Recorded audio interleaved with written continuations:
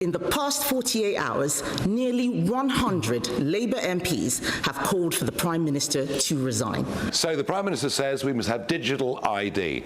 That's the way we'll stop illegal immigration. Well, think about it. Germany has ID cards, strict ID and checks. It's made no difference at all in Germany, and nor will it here. So the UK is in absolute shambles right now. The good news is there's a glimmer of hope. The bad news is the decline of the UK is actually rapidly occurring, and we don't know if the hope will last for very long. The King waved his magic wand earlier today. Yes, that's another Harry Potter reference. Grab a bottle of water, buckle up, because that's what the UK is known for around the world. The King waved his magic wand this morning and said digital IDs are absolutely going forward. Keir Starmer, over 90 different MPs are actively petitioning, demanding for him to resign. I mean, then you've got the literal Prime Minister of the UK, Keir Starmer, is banning people from attending a certain peaceful political protest. That's right. You're banned. You're banished. I mean, this is crazy. All right, let's get into this before I start making more Harry Potter references.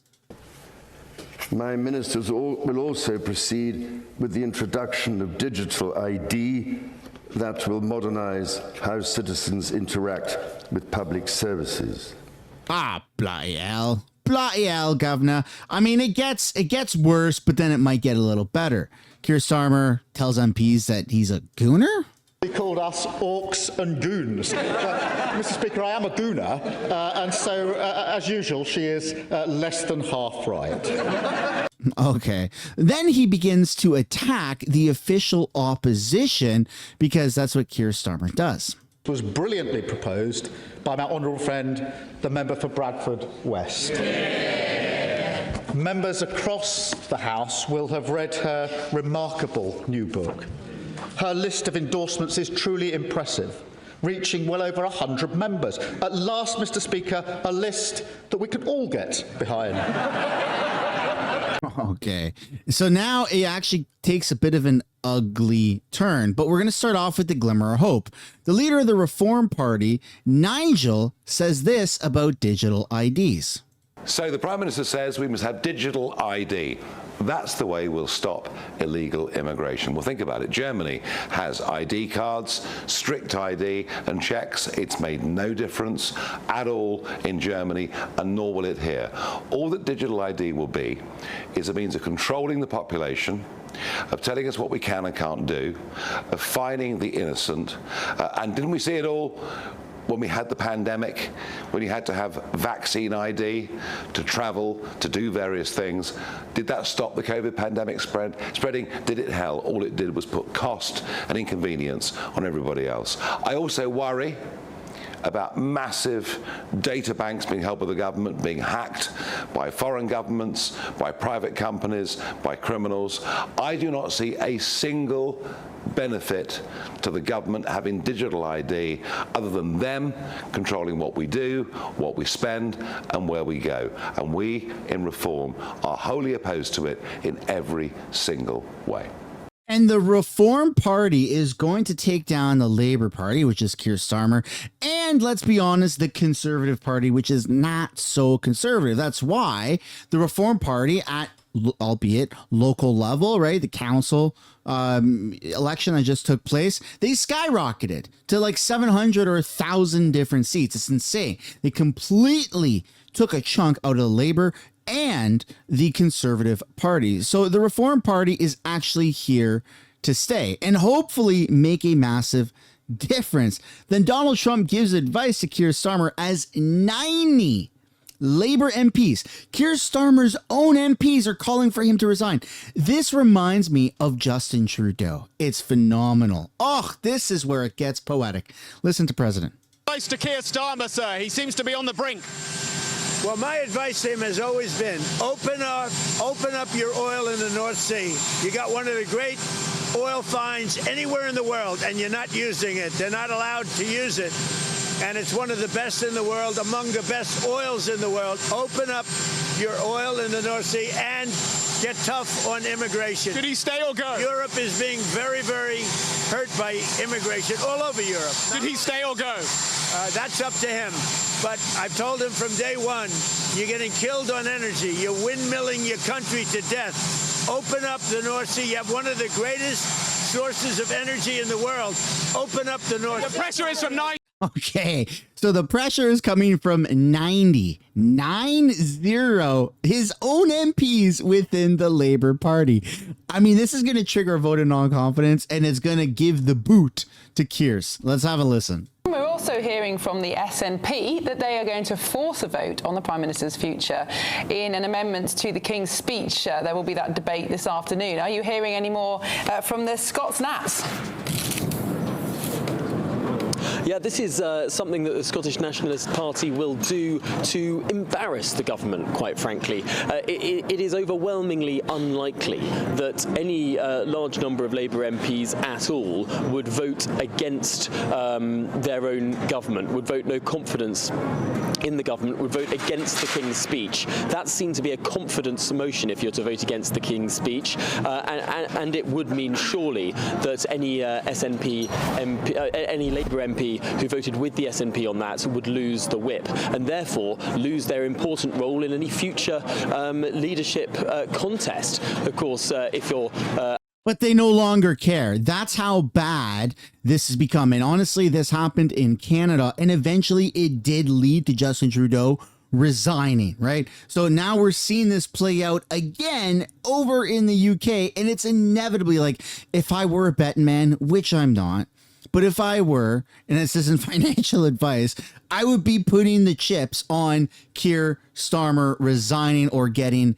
kicked out, because there's no way that he can survive these votes of non-confidence when there's over 90 of his own MPs that are actively trying to go against him. In the case of Justin Trudeau, I think it was like 10 or 12 or 15, and they kind of remained anonymous. That's not the case in the UK. These people are ready to tank the entire party because of the Prime Minister. That's hilariously poetic. Have the whip withdrawn from you as a Labour MP, you can no longer nominate individuals to become the next leader of your party, if indeed a contest were to take place. I have to say there is some movement on Downing Street now. The pack of photographers next to me are bristling and preparing. It does seem like we're going to get the Prime Minister leaving Downing Street any moment now. Now, this isn't to make a statement or anything, this is just to travel to the House of Commons in order to attend the state opening and fulfil his duties as Prime Minister within the state opening. So if we do see the Prime Minister over my shoulder, I will step out of frame and perhaps yell some things at him, but we'll see. But yes, the SNP is indeed attempting to embarrass the Prime Minister and expose division within the Labour Party. But it must be said, whilst almost 100 Labour MPs have said that they themselves have no confidence in Keir Starmer as Prime Minister and think that he should go. But as I've already said, this is a highly unusual moment. Absolutely. The Prime Minister is in office, but not in power. Everyone is trying to pretend it's all right. It's not all right. In the past 48 hours, nearly 100 Labour MPs have called for the Prime Minister to resign. 4 ministers have quit. It is clear his authority has gone, and that he will not be able to deliver what little there is in this King's speech. This is a government less than 2 years in office, which has already run out of ideas and run out of road. So how did we get here? There is a great line in the musical Hamilton, Mr. Speaker. Winning is easy, governing is harder. Everything that has gone wrong in Labour's first 2 years comes back to one problem. They came into office with no plan. They did not understand the difference between winning an election and and governing a country. It was very easy to make promises in opposition, promises to freeze council tax, promises to take £300 off energy bills, promises to the WASPy women. Hundreds of Labour MPs took photos with them to post on their Facebook pages and their websites and their election leaflets, but at no point did they bother to think, how would they deliver any of it? They didn't spend their time in opposition thinking deeply about the country's problems. They assumed that governing in the 2020s would be like governing in the 1990s. But it isn't. Britain is facing new structural problems. We have an aging...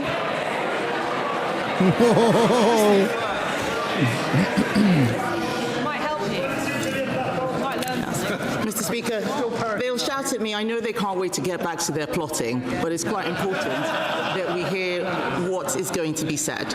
The funniest part about this, so this is the Conservative Party leader, and you would think by that name that this would mean that, oh, she's the answer and her party is the answer to Keir Starmer and the Labour Party, but that's not the case at all. The answer is this man right here and his Reform Party. So it's kind of funny because everyone is fighting against Keir Starmer right now to try and see that, you know, who's going to be in power next. It's not going to be the Conservatives. It is very much going to be the Reform Party. But she's helping the fight against Keir because nobody wants the Labour Party in power anymore. They have ruined the UK. Everybody knows this. That's why you have protesters showing up in the millions, bro.